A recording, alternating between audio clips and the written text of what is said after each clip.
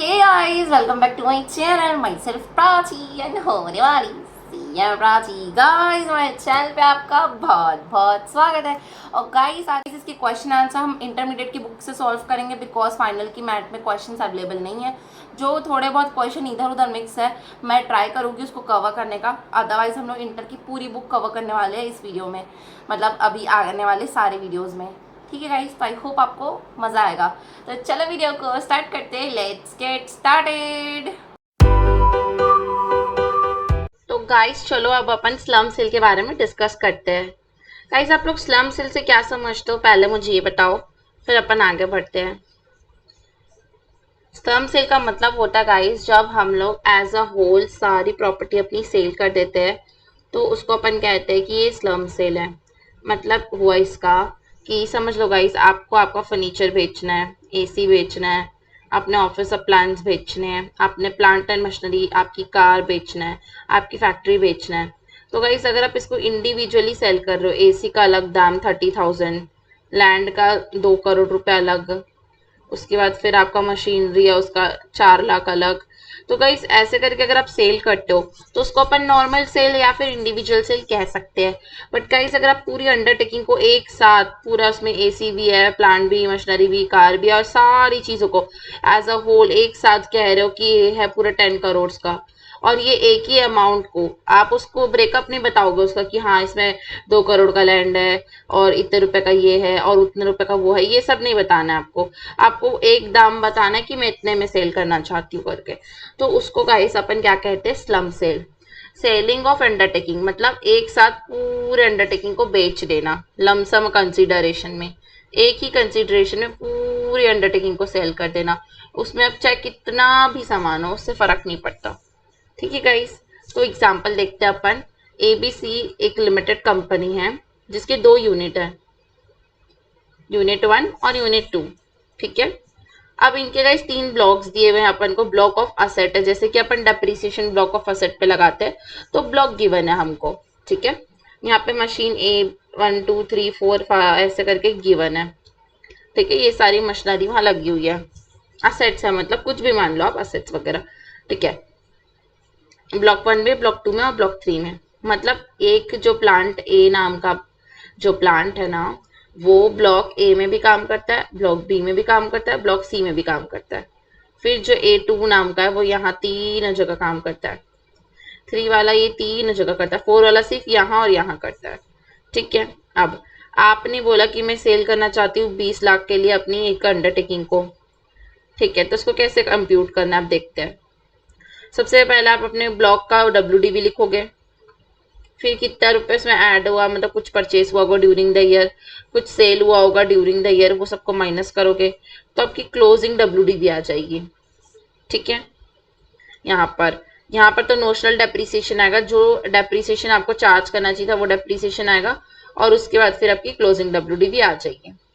ठीक है गाइस, तो ऐसे करके अपन कंप्यूटेशन करते हैं डेप्रिसिएशन का।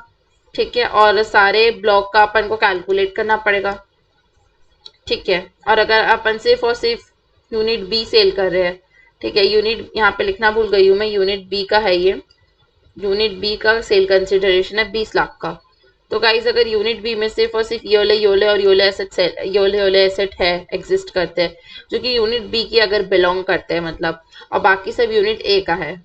ठीक है, तो उस केस में हम ऐसे करके कंप्यूट करेंगे जब हमारा जो असेट है वो सारे ब्लॉक में बिखरा हुआ रहता है, बट फिर भी अपन उसको कैसे कैलकुलेट करते गाइस मैंने आपको वो सिखाया है।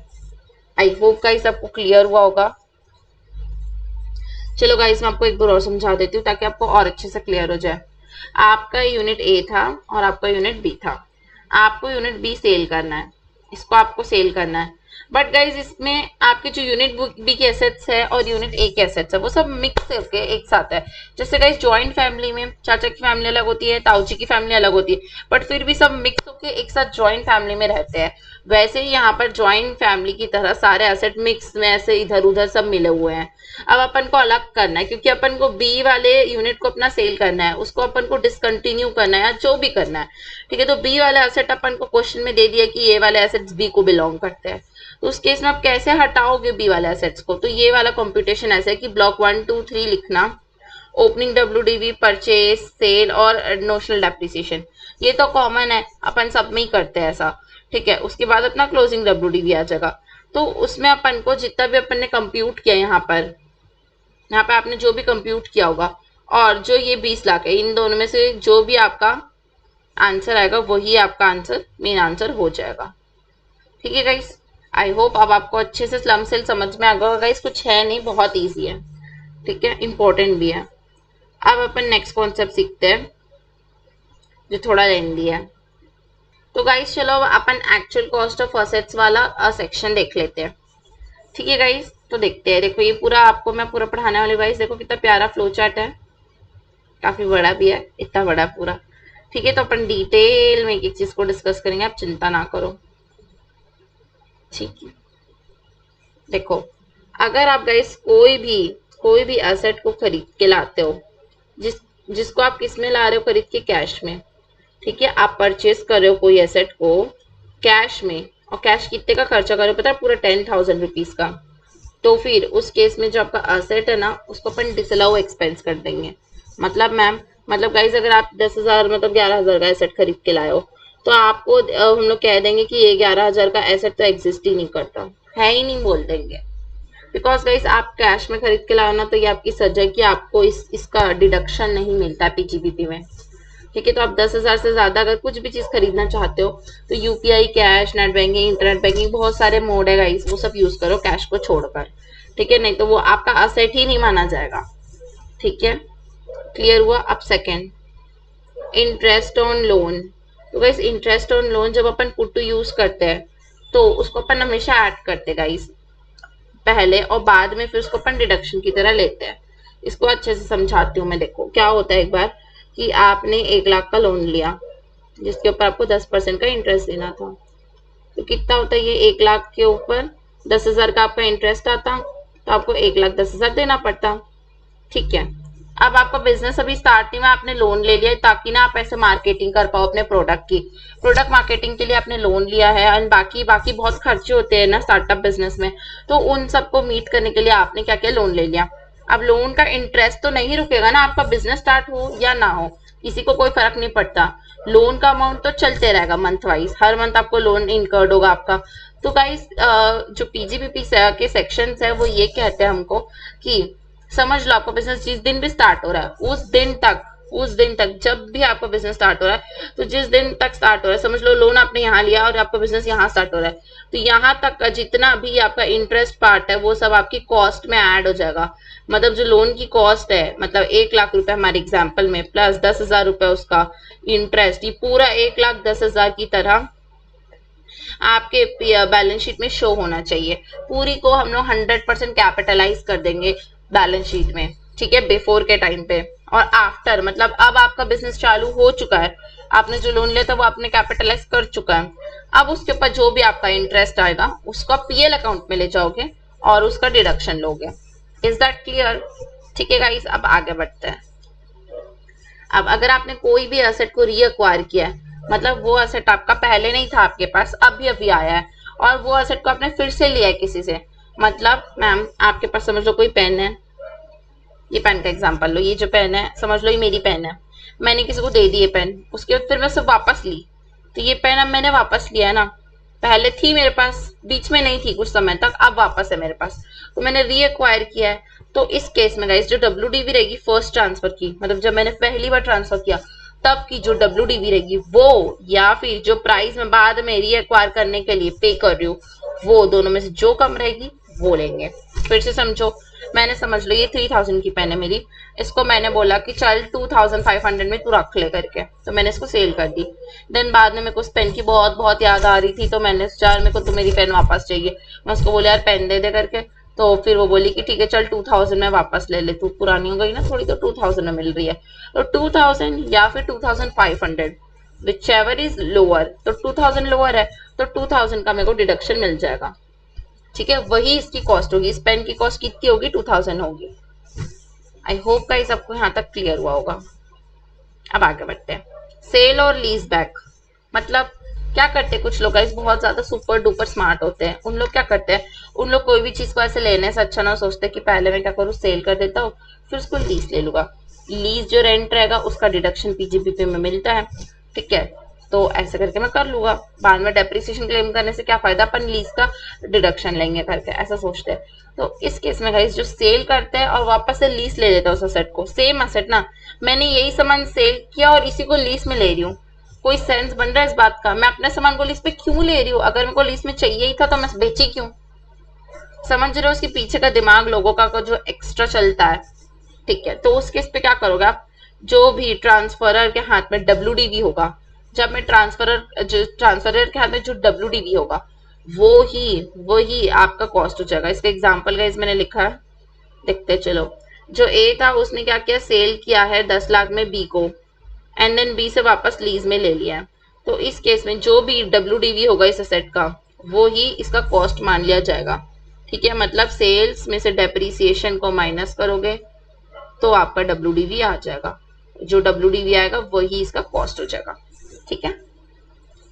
इसका भी कैसे एक एग्जांपल लिखा है मैंने, चलो देख लेते हैं। ये रीएक्वायर वाले का, ठीक है। रीएक्वायर वाले का देखो क्या था, ए ने क्या किया, बी को 20 लाख रुपए में अपना एक असेट को बेचा, and then 20 lakh same amount पे क्या किया, रीअक्वायर कर लिया। बट उस केस में ना जब रीअक्वायर किया ना तब मार्केट वैल्यू उसकी कम हो गई थी, 10 लाख की हो गई थी। ऑब्वियस सी बात है ना गाइस, आपने एप्पल आईफोन खरीदा आज 50,000 का आया आपका एप्पल का आईफोन, ठीक है। आपने उसका डब्बा खोला जैसे ही वैसे ही उसकी वैल्यू कम हो गई, 40,000 की हो जाती है डब्बा खोलने के बाद से, तो वो ठीक है। अब तो 40,000 की हो गई। मार्केट में आप किसी को भी बेचने जाओगे ना 40-30 में ही बिकेगा, वो 50 में बिकेगा ही नहीं, क्योंकि आपने डब्बा उब्बा खोल दिया उसका, ठीक है। तो उस केस में जो मार्केट प्राइस है वो तो उसकी कम हो गई है, बट जो एसेट आप वापस दोगे, ए को पता है ना कि आपने कुछ नहीं किया, आपने तो सिर्फ डब्बा खोला है, तो ए बोलेगा चल भाई तू 50 में लिया था, 50 में ही वापस दे देता हूँ, चल 50 कर लेते। तो इस केस में गाइज ऐसी बात नहीं है, मार्केट के हिसाब से चलेंगे। मार्केट में अगर कोई 40 में ले रहा है तो आपको 40 माना जाएगा यहाँ पर, ना कि 50, ठीक है। वैसे यहाँ पर 10 लाख अगर मार्केट कह रहा तो मार्केट के हिसाब से आपको 10 लेना पड़ेगा, आप 20 नहीं ले सकते। भले ही आप बुक में एंट्री 20 कर लो, बट 10 ही माना जाएगा इसका एक्चुअल कॉस्ट, ठीक है गाइस। उसके गाइस डेप्रिसिएशन जो रहेगा आप इस पे ले सकते हो, ठीक है, 20 पे डेप्रिसिएशन ले सकते हो, बट इस असेट का जो वैल्यू रहेगा वो 10 लाख हो जाएगा, ठीक है। ठीक है गाइस, चलो अब नेक्स्ट एग्जांपल देखते हैं, मतलब नेक्स्ट टॉपिक देखते हैं जो अपना है। अगर आपने कोई अपनी पर्सनल बिल्डिंग को बिजनेस में लिया है, फॉर एग्जांपल गाइस आपके पास बहुत सारी रेंटेड आपकी प्रॉपर्टीज थी, आपने सोचा चलो एक प्रॉपर्टी में मैं अपना बिजनेस ओपन कर लेता हूँ। तो गाइस अगर आपने वहां पर बिजनेस ओपन किया, ठीक है, तो उस बिल्डिंग का जो भी कॉस्ट रहेगा उसमें से गाइस आपको नोशनल डेप्रिसिएशन माइनस करना पड़ेगा। और गाइस बहुत बहुत बहुत ज्यादा इंपॉर्टेंट बात ये है कि सिर्फ और सिर्फ और सिर्फ और सिर्फ बिल्डिंग के लिए है। आपके पास मशीनरी है कोई घर में पड़ी हुई, उठा के आप बिजनेस में ला रहे हो, नहीं लगता ये वाला कॉन्सेप्ट। डेप्रिसिएशन उसमें से माइनस नहीं करते, उसका कॉस्ट ले लेते हैं उस टाइम पे। आपको क्वेश्चन मशीन दिया रहेगा ना, चुपचाप कॉस्ट ले लेना उसका कॉस्ट। बट बिल्डिंग्स में जो बिल्डिंग्स है सिर्फ और सिर्फ उसमें अपन को नोशनल डेप्रिसिएशन वगैरह माइनस करना पड़ता है। अदरवाइज गाइज अगर आप मशीनरी लेते हो, प्लांट लेते हो या कुछ भी और लेते हो, तो उस केस में नोशनल डेप्रिसिएशन का प्रोविजन एप्लीकेबल नहीं होता है। ये सिर्फ और सिर्फ बिल्डिंग के केस में एप्लीकेबल होता है जब आप अपनी पर्सनल बिल्डिंग को बिजनेस में ट्रांसफर करते हो, ठीक है गाइज। देन अगर आपने कोई भी एसेट बॉट किया है एनआर से, इंडिया में एनआर से मंगाए हो आप इंडिया कोई एसेट को, तो उसमें भी गाइज अगर वो यूज्ड एसेट्स है मतलब, तो उस केस में आपको कॉस्ट माइनस नोशनल डेप्रिसिएशन करना पड़ेगा, ठीक है। कोई भी एनआर से आप कोई भी एसेट मंगा रहे हो इंडिया, तो उसमें भी अपन को कॉस्ट माइनस नोशनल डेप्रिसिएशन करना पड़ता है।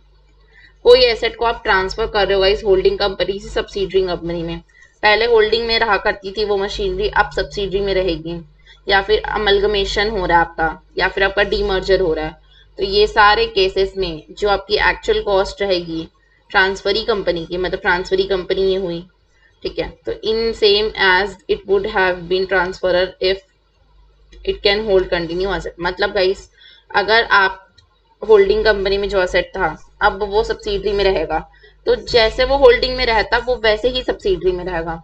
जैसे गाइस एग्जांपल एक लो आप, जैसे कि जब शादियां होती तो ऐसा बोलते हैं ना, आपकी बेटी को बहू बना नहीं, बहू को बेटी बना के रखेंगे, हम हमारी बहू को बेटी बना कर रखेंगे। मतलब पहले वो बेटी थी, अब भी आप उसको बेटी बना कर रखोगे, मतलब जैसी थी वो वैसे ही बना कर रखोगे। वैसे जैसे एक्चुअल कॉस्ट ट्रांसफरी कंपनी में थी उसकी, वही कॉस्ट उसकी ट्रांसफरर कंपनी में रहेगी, जो हालत उसकी यहाँ थी वो हालत सेम यहाँ पे रहेगी, कोई भी चेंज नहीं होने वाला है, ना ही अमाउंट्स में। ठीक है, अगर इसकी बैलेंस शीट में 10 रुपए की दिख रही तो यहाँ पर भी 10 की दिखेगी। ठीक है, अब कोऑपरेशन ऑफ स्टॉक एक्सचेंज, इसमें क्या होगा गाइस, आपको इसमें ऐसे मान लिया जाएगा कि स्टॉक एक्सचेंज में अगर आपका चेंज हो रहा है, स्टॉक एक्सचेंज में जा रहा है कोई चीज, तो अगर नहीं जाता तो जैसे रहता वैसे के वैसे ही इसको ट्रीट किया जाएगा। ठीक है, then where SSC is not compute depreciation, ऐसे कुछ महान आत्मा होती है इस दुनिया में जो लोग डेप्रिसिएशन कैलकुलेट नहीं करते गाइस। तो अगर उन लोग डेप्रिसिएशन कैलकुलेट नहीं करते तो हम अपना बुक्स ऑफ अकाउंट्स में जो अपन लॉ के हिसाब से डेप्रिसिएशन लेते, कंपनी लॉ के हिसाब से, उस डेप्रिसिएशन को माइनस करके निकाल लेंगे। ठीक है, आपको डेप्रिसिएशन कैलकुलेट करना चाहिए था बट आप नहीं कर रहे हो, तो उस केस में हम लोग क्या करेंगे, कॉस्ट लेंगे, उसमें से जो भी कंपनी लॉ का डेप्रिसिएशन होगा उसको माइनस करके आपको चिपका देंगे। ठीक है, अब एसेट अगर आपका कोई भी 35 AD का है, 35 AD क्या होता है, 100% डिडक्शन मिलता है इस केस में। स्पेसिफाइड बिजनेस करना रहता है गाइस, कुछ स्पेसिफाइड बिजनेस है जैसे कि शुगर हो गया, ठीक है, सिलरी पाइपलाइंस हो गया, कोल्ड चेन फैसिलिटी हो गया, या फिर फाइबर्स हो गया, तो ऐसे बहुत सारे गाइस लिस्ट दिया हुआ है, वो सब अगर आप काम कर रहे हो तो उस केस में आपका जो भी एसेट रहता है ना उसमें आपको 100% का डिडक्शन ऑलरेडी मिल जाता है, तो और क्या करोगे, इसलिए यहाँ पर नहीं मिलता। ठीक है, फिर असेट यू आपको कोई गिफ्ट मिला या फिर आपको इनहेरिटेंट हुआ, आपको कोई गिफ्ट ला के दे दिया या फिर इनहेरिटेंट होगा, तो उस केस में गाइस जो डेप्रिसिएशन होना चाहिए था, समझ लो 5 साल पहले एक लैंड खरीदे थे किसी ने और वो लैंड आपको गिफ्ट कर दिया आज उसने, तो गाइस लैंड की जो वैल्यू थी उस समय जो उसकी कॉस्ट पड़ी थी वो माइनस कर दोगे आप, जो भी डेप्रिसिएशन होगा गाइस, लैंड नहीं यहाँ पे आप मान लो प्लांट, क्योंकि लैंड अप्रिशिएट होता, डेप्रिशिएट नहीं होता, लैंड नहीं प्लांट मान लो, कोई प्लांट था 5 साल पुराना, और 5 साल पुराना जो प्लांट था वो अब आपको गिफ्ट में मिल रहा है, तो जो 5 साल की उसकी जो वैल्यू है डेप्रिसिएट हो गई, जो कि उसको माइनस करना पड़ेगा एंड देन फिर अपन अमाउंट लेंगे। ठीक है गाइस, आपका कोई स्टॉक इन ट्रेड था, आपका ज्वेलरी का बिजनेस था, आपने अपना बिजनेस बंद कर दिया कोविड में, बहुत सुंदर सुंदर आपके यहाँ ज्वेलरीज थी, आपकी मम्मा को आपने दे दिया, तो वो कैपिटल एसेट हो गया। अब पहले वो स्टॉक इन ट्रेड था, अब आपने अपनी मम्मा को दे दिया, वो कैपिटल एसेट्स हो गया। तो गाइस उस दिन जो भी उसकी जो एफएमवी होगी, जिस दिन आपने अपने मम्मा को गिफ्ट किया उस दिन जो भी उसकी एफएमवी होगी वही हम लोग मान लेंगे आपकी एसेट की वैल्यू। ठीक है, एफएमवी वाली वैल्यू को ही अपन एसेट की वैल्यू मान लेंगे। गाइस एकदम छोटे छोटे कॉन्सेप्ट है बट बहुत ज्यादा काम आते हैं एग्जाम में, कोई भी एक पॉइंट उठा के एग्जाम में दे देगा, कंफ्यूज नहीं होने का, ये वाली वीडियो याद करने का। ठीक है गाइस, आगे बढ़ते हैं। तो गाइस आगे क्या है कि हमारा एसेट जो था वो एक्वायर किया गया, हमने ऐसे एसेट को एक्वायर किया जानबूझ के ताकि ना हम टैक्स को अवॉइड कर सके। ठीक है, तो फिर उस समय जो भी ऑफिसर को लगता है वो वाली कॉस्ट हमको लेना पड़ेगा। ऑफिसर बोलेगा 10 रुपए लो, 1 रुपए, 2 रुपए, 5 रुपए, 1 करोड़, 10 करोड़, कुछ भी बोले, जो बोलेगा वो लेना पड़ेगा, क्योंकि आपने अवॉइड करने के लिए खरीदा, टैक्स को अवॉइड करने के लिए जान कुछ के 31 मार्च को खरीदा आपने, बदमाशी कर रहे हो, तो अब जो बताएगा ए वही रखना पड़ेगा आपको कॉस्ट। आई होप गाइस आपको ये बहुत लेंदी वाला फ्लोचार्ट एकदम क्रिस्टल क्लियर अच्छे से क्लियर हो गया होगा, है ना गाइस, और आपको अपना स्लम सेल का कॉन्सेप्ट भी एकदम प्यारे से अच्छे से क्लियर हो गया होगा। ठीक है गाइस, तो मैं मिलती हूँ आपको नेक्स्ट वीडियो में।